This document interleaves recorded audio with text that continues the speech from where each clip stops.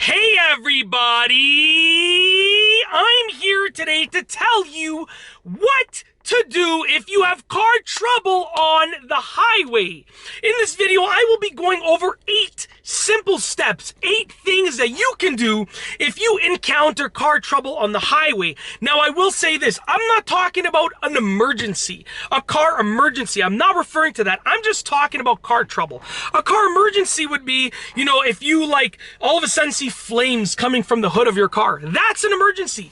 In that situation, you follow emergency protocol. I'm talking about all of a sudden your engine starts to overheat a little bit. You notice your temperature gauge goes up. Maybe you see just a little bit of steam or smoke coming from the hood of your car. Maybe all of a sudden your accelerator's acting up or your car becomes really rough. Just standard car trouble stuff, okay?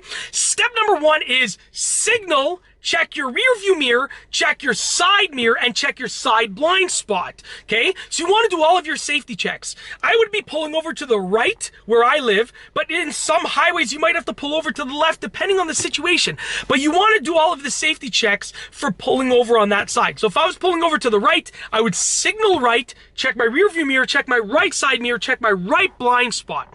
Step number 2 is pull over onto the side of the highway.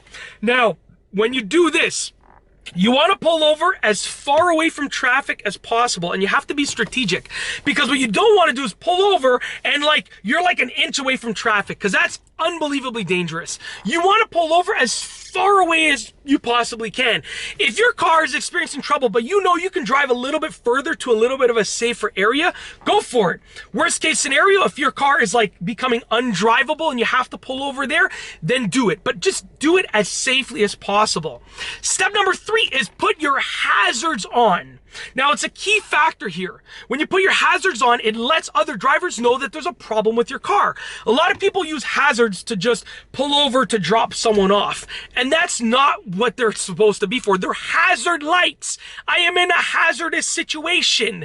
That's what they're communicating to other drivers. So put your hazards on, because car trouble can be hazardous. Let other drivers know that something's going on, and that's why you're pulled over. Not because you're checking your GPS, not because you're dropping someone off. You're pulled over simply because something is wrong with your car. You're experiencing car trouble. It's not a GPS issue. It's not a passenger issue. It's literally just car trouble. Not GPS, not passenger. I know I went over those examples about 10 times.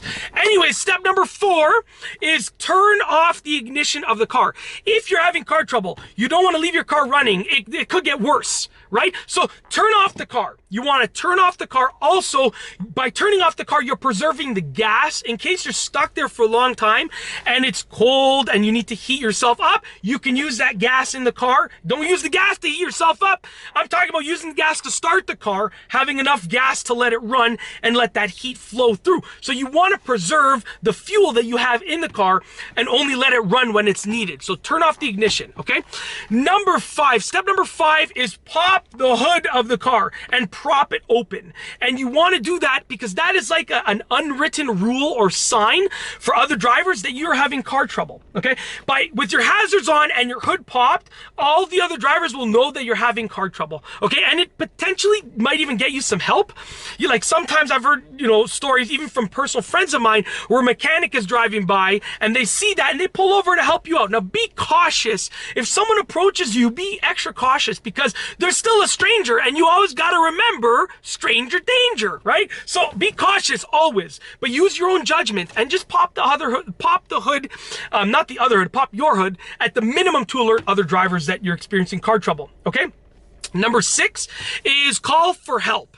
And by calling for help, I mean call for someone to either fix it or tow your car. If you can get someone to fix it, if it looks like a minor problem, or a mechanic, or you have roadside assistance, then call for them to maybe try and fix it to get you back on the road. Sometimes it's a simple fix.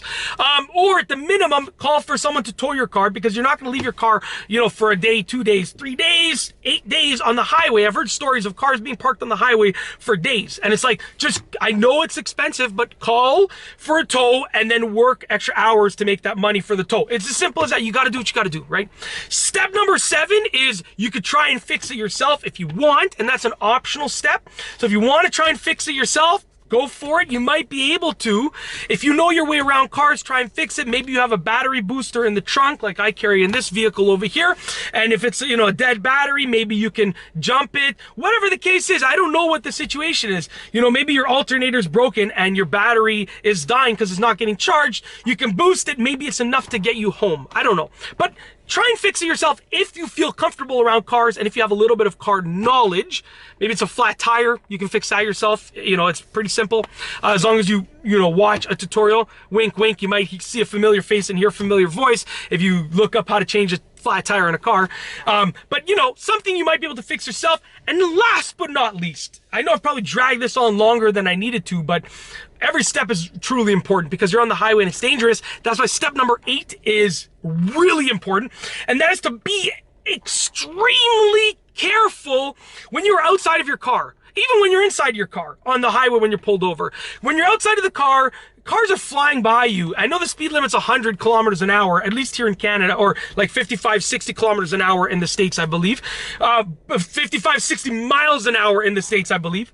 But we know that people go faster than that. Like, it's not unusual for the majority of drivers to drive 120, 130 on the highway.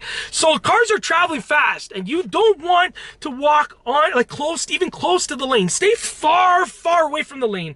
And, really use your car as an object to separate you from the traffic as well. You really want to be extra cautious and extra safe whenever you're outside of your car on the highway pulled over or even inside of the car.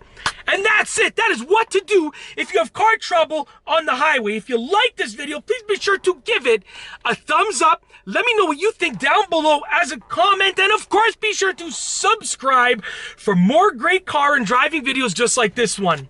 And that's all I have for you today. Thanks for watching.